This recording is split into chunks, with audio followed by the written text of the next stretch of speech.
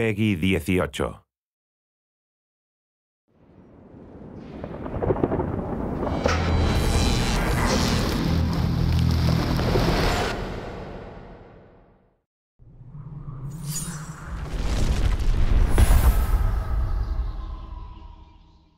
Dating all the way back to the very first Mortal Kombat, I actually worked in an arcade at the time. I remember coming into work and hearing the sound of people going, oh, ah, you know, making these loud screams and yells and cheers because they were seeing something they had never seen before. The reason Fatalities appeal to so many people is these brutal, over-the-top things that, you know, most people never even want to think of doing to someone they know, or even to someone that they don't know. Fatalities are awesome in that it's a perfect way to end a match. It's a good way to show that you dominated over your defeated opponent. It's a final punctuation mark that, okay, I just kicked your ass, and now I'm gonna humiliate you even more. What makes the Fatalities awesome, I think, is the sense of humor to them. And I know it took me a while to get my arms around the mentality of them myself. And it's, you know, they're very graphic and very disturbing and disgusting, but there's an underlying humor to them that, you know, certainly is what defines my favorite ones. And it was kind of what made them enjoyable to work on for me. It was you know, finding that humor and kind of bringing that out, you know, graphically and visually. I think a lot of the casual players, you know, specifically pick up Mortal Kombat, are always looking up, you know, what are the fatalities, how gruesome they are, you know, even finding out, like unlocking them through the game and stuff like that.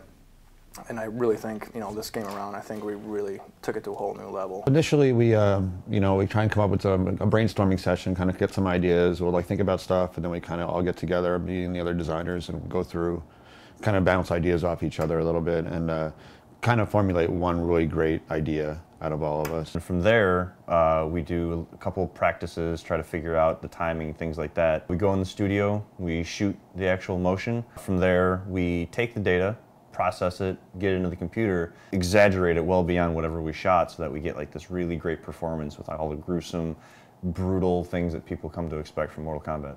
So once all of the action had been defined, we would make sure that blood, any of the magic, any of the you know, any of the other visuals that don't fall under either environments or characters would get put into the cinemas. The most fun I had was actually the one fatality, actually in particular, was the Kung Lao. You know, one of the iconic ones that have been used in a lot of the marketing now, when he lays down his hat and, you know, pulls the unsuspecting victim through it. Carlos is you know, he's a huge character in the studio, and he likes to keep the mood upbeat. The best part that I love about these fatalities is I get to beat up on Rick O'Mara, and he also gets to, you know, perform his fatalities on me. I actually remember when we were shooting the Cabal fatality where the victim falls on the hook swords, and you had Tony supporting Carlos as Carlos is falling over, and it was just hilarious because when you look at the raw data up on the screen, you don't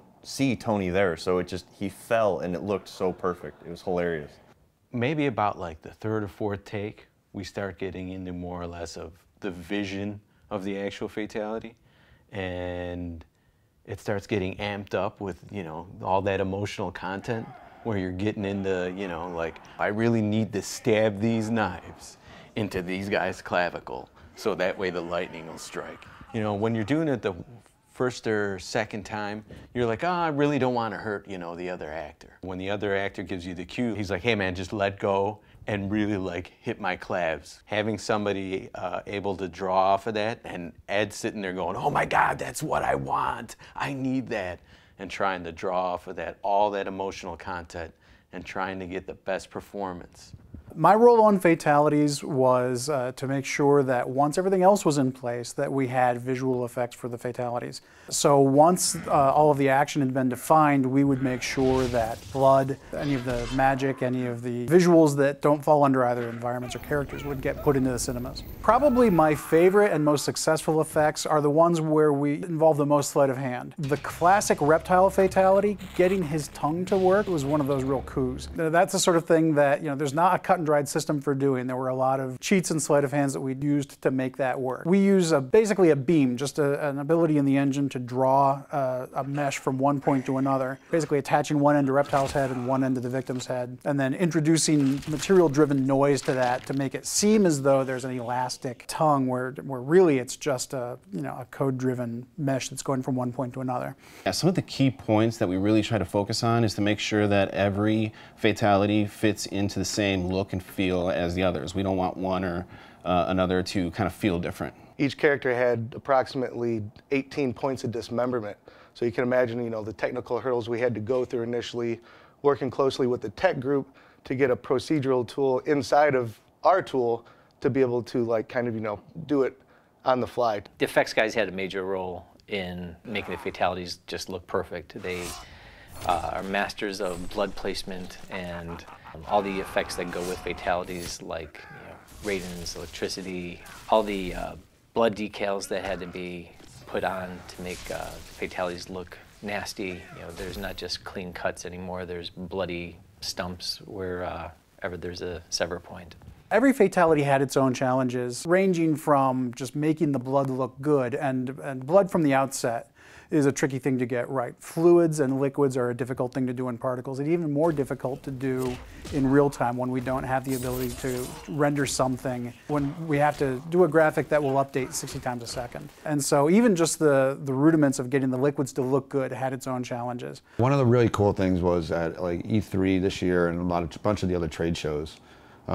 We got to see some of the stuff that we thought of and came up with, and we weren't sure how well it was going to translate. I thought it was cool, but then, during the demos we did, the first time we showed fatalities, we showed this trailer of a bunch of the fatalities together, and we had people standing up and clapping for moments of things that I came up with, like Sector's fatality, for instance, when all the missiles come out and blow up all the body parts, people just going nuts for that. A lot of people were cringing, and I think that's kind of maybe when we started, or going in the right direction here.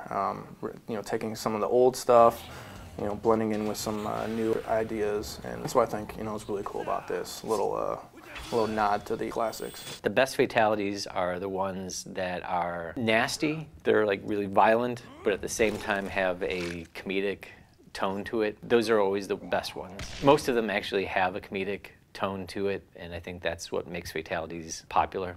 Get over!